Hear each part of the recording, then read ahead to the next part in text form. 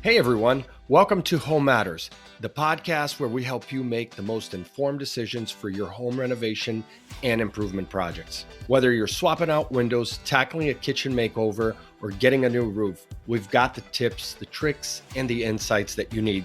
So let's get into today's topic. Hey everyone, welcome back to another episode of the Home Matters podcast. I'm your host, Alex, and today we're going to dive deep into the world of flooring. Do you ever think about the fact that every time you enter a room inside of a building, a home, anywhere, public or private residence, that 1/3 of what you see is the flooring?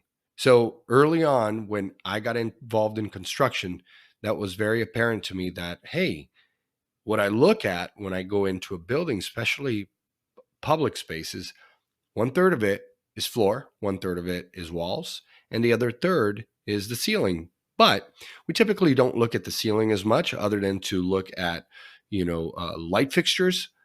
The walls, we just tend to look at the artwork or paint colors. But the flooring, we associate it with not only the visual, but because of gravity, we associate it with comfort or function, right? Which is different than what you see with the ceilings and with the walls. And the floors, it's not only the aesthetics, but it's also how that floor can serve you, whether that's at the home or at work or in a public building. So some of the types of flooring I want to talk to you about today is hardwood, laminate, tile, carpet, luxury vinyl tile, and as well as bamboo and terrazzo. So let's go into hardwood first.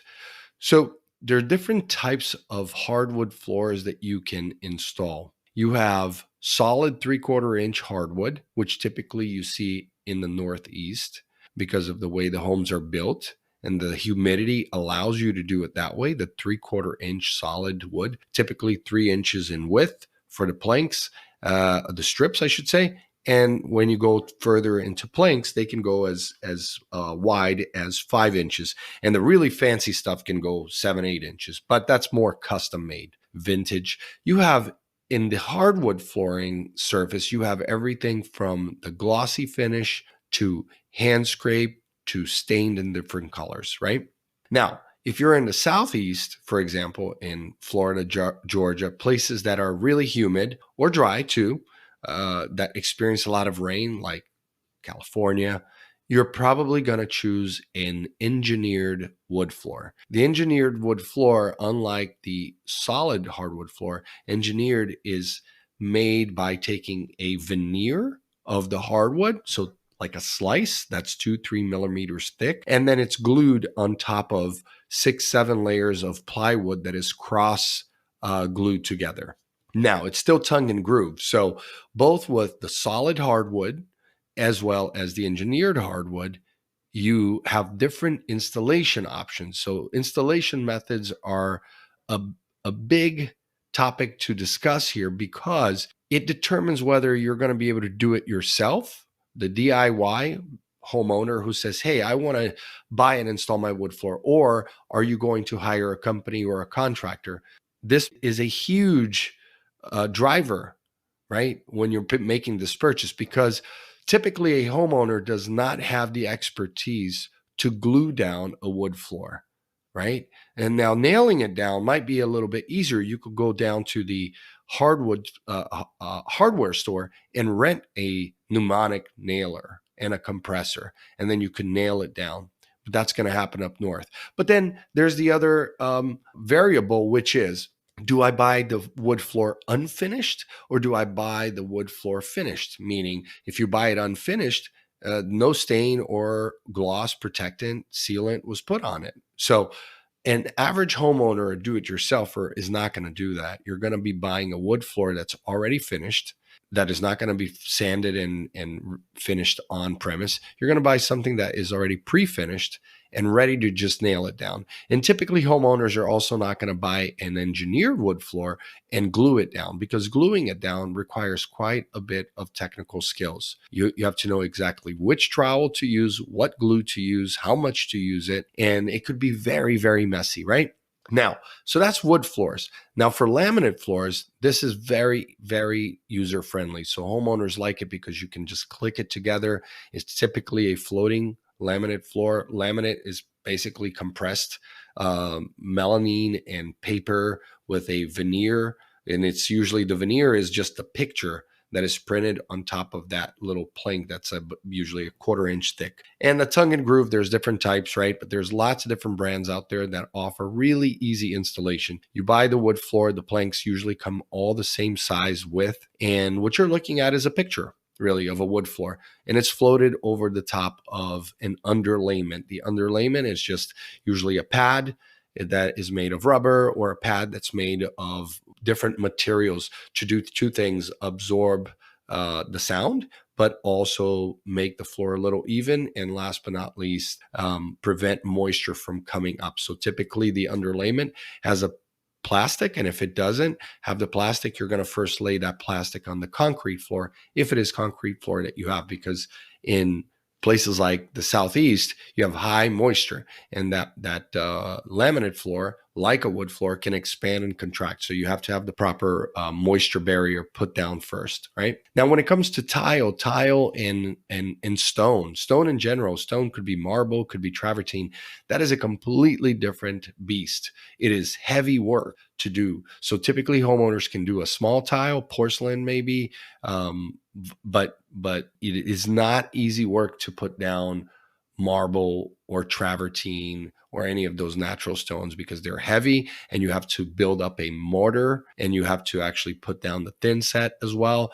It is a lot of work to do that. And then at the end, you still have to grout it. And whether you grout it with 1/8 inch or, a 1/4 inch, it is very laborious. So for you, the average homeowner, if you're thinking of installing a stone floor, stone meaning any type of tile, so porcelain, okay, you may be able to do that. But if it's a heavy stone like marble or travertine, you're probably going to hire a flooring installer or contractor to come to your home and do that. And those types of floors are more expensive too, right? Than it is the tile. Tile is more in line with laminate flooring. So if we're talking about cost, you could say tile and laminate is going to cost you, on average $5 to $7 a square foot between material and labor. Now, of course, there are brands that are going to cost more, but installation wise, $2 to $3 a square foot to install tile, and $2 on average to install laminate floors. Whereas if you do hardwood floors, the installation can cost you $4 to $5 a square foot. And then for marble and travertine and other natural stones, it's going to cost you $5 to $6 and require more materials as well. Now, the other two options that you have that are also very affordable is carpet. But don't be mistaken that with carpets, you also have the very high-end carpets that can cost hundreds of dollars per square yard. And we measure it different with carpeting, right? We don't measure per square foot, we measure per square yard. And then if you have a patterned carpet, textured carpet, you really have to have an installer that really understands how to seam it together. Otherwise, you can end up with a product that does not look good. Now, if you just go with your typical residential carpet, you can get away with something for $3 to $4 a square foot completely installed. And I'm saying square foot because it's easier than explaining it in square yards, right? But don't be fooled by companies who say they will install it for free for you or do free rooms like the Home Depots and Lowe's of the world. At the end, they're just selling you the product at a much higher price. So would you like for someone to tell you that it's, hey, $5 a square foot for the product, but it's free installation? Or would you rather them say, hey, it's $3 a square foot for the material and $2 a square foot for installation? It's all the same. Nobody's giving anything for free. Let's be honest. Not the construction companies, not the big box stores, not the manufacturers. No one is giving installation or product for free.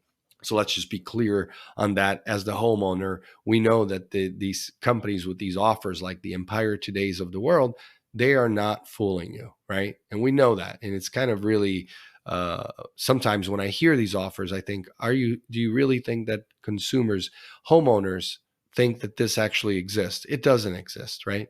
And with all these different types of flooring, you really have to figure out which type of contractor you're going to hire. Because if you hire a big box store, remember, they are subcontracting it to another company who then subcontracts another installer. So You really want to know that the person who's doing it has the experience. And of course, you got to think about budget. And then budget is what drives everything. Are you going to get a return on your investment? You know, look at the different costs between installation and material. Look at the accessories that go in with each one. Are you going to have to replace moldings? Are you going to have to paint baseboards? Will you need to remove furniture? Do they charge for furniture? If you have a piano or an aquarium, these are things that companies will charge you to do. Whereas if you do it yourself, it's gonna cost you a lot less. And then when it comes down to removing the existing floor, this is a big deal. Removing carpet is no problem. You can remove a room of carpet in less than 10 minutes. But if you have tile floor down and you're going to remove that, it's a conversation that you really want to explore with the construction company or contractor, because it is messy. They're going to use a jackhammer or a big floor scraper, and they come in and they're going to remove that thin set. They're going to remove the tile, and whether it's porcelain or ceramic, it's going to make a mess, a lot of dust. So are they using zip walls? Are they covering the furniture? Are they removing the furniture? What are they doing to protect your home? Because you don't want, if you've never gone through a flooring removal, hard surface flooring removal, you will be in for a surprise, right? So these are considerations. We talked about installation, we talked about budget, we talked about job site, and then of course, climate. Climate matters. The location and of your home matters. You're not going to put down a wood floor in the middle of the winter because the wood needs to acclimate. And so it may not acclimate properly, which is something else that some installers don't mention to you, or the big box stores. That you buy the box of floors, you need to look at the installation instructions. Each manufacturer dries their wood differently in different kilns at different times. So one company, let's say Armstrong versus Shaw, they may say you have to take in the wood floor for 3 to 4 days to acclimate to your temperature. Another one may say 5 days. If you're doing a glue down, they may say that the glue cannot be in a room that is lower than 35 degrees. So these are things that you have to consider. The climate and the job site conditions are very important. And then there was one more flooring that I wanted to mention, which was the luxury vinyl tile or luxury vinyl planks. It's very popular because it's easy to maintain and it's actually very low cost. Even though the word luxury is in there, you can get any luxury vinyl flooring for as little as like $3-4 a square foot, and let's say installed for $6-7 a square foot, whether that's plank or whether that's tiles. And the beautiful thing about luxury vinyl flooring is that you can get it in planks so it looks like a wood floor, or you can get it in tiles so that it looks like tile. And it's very thin, and the tongue and groove, they're not really tongue and grooves. They're just basically glued on the edges. So there's adhesive strips that you put in there. You throw it over the underlayment the same way you do for laminate. And it's very easy to install, very easy to cut. There's not a big mess for it. And at the end, it is also very durable in the sense that, with wood floor, laminate floors, if you spill water, it can buckle, it can create ripples, right? And with tile, it's much harder floor. If you have a child, a dog, an elderly person, tile, marble, travertine, those types of floorings they're very hard if you fall or trip. Whereas with luxury vinyl tile, it's a little bit soft, right? Because it's a floating floor and it's not as hard, but it is very durable. So that is the other type of flooring that I wanted to mention for you as the homeowner, which has been very popular over the last 5 years. The trend has been for the last few years that it's not the dark colors anymore, the dark cherries or Merbaus, or Brazilian cherry. You're seeing more of that whitewash and coastal contemporary looks, right? And so you'd want to obviously research to see what the market is asking for, especially if you're buying a house that you plan on selling in the future. You don't want to put something down that is so different and unique that buyer down the road is not going to value. And then last but not least, we'll talk about maintenance tips. Maintenance is very different for all these types of floors, right? You're going to have to give it some TLC, and there's different ways to clean it, right? Some you can clean with a vacuum, some with a sweeper or a Swiffer mop. Others, you need a microfiber mop. Others, you can't be spilling or having your puppy have accidents. So maintaining is important. And then also knowing that a floor like a marble or a wood floor could be forever. You could have a solid wood floor or marble travertine type natural stone floor forever. I mean, you could have it for hundreds of years as long as you constantly maintain it, repair it. So sanding, refinishing, whereas materials like carpet, luxury vinyl tile, laminate, porcelain and ceramic tiles, they are not forever.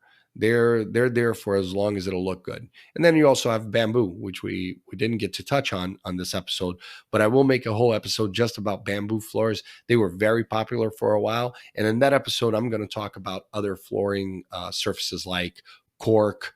We could talk about terrazzo floors as well, concrete polished floors. Those are more of the niche type of flooring surfaces, but they can be very beautiful and durable.